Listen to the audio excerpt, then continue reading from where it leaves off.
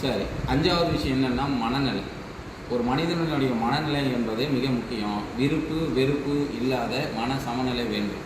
நாம் இப்போ என்னை ஒருத்தன் அடிச்சிட்டான் அப்படின்னா, நான் யார் தெரியுமா, என் அப்பா யார் தெரியுமா அப்படின்னு சொல்லிட்டு வீம்புக்கு நாம் அவனை போய் பேசும்போது இல்லை அவனுக்கு சண்டைக்கு போகும்போது என்ன நடக்கும், உன்னுடைய மன நிம்மதியானது கெட வாய்க்கும்.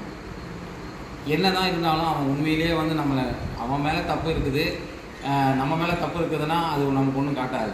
ஆனால் அவன் மேலே தப்பு இருக்குது, அவன் தப்பு பண்ணியிருக்கான்னா அது இன்றைக்கே உங்கள் கண்ணு முன்னாடியே கொஞ்சம் லேட்டாக தெரிவிக்கும்.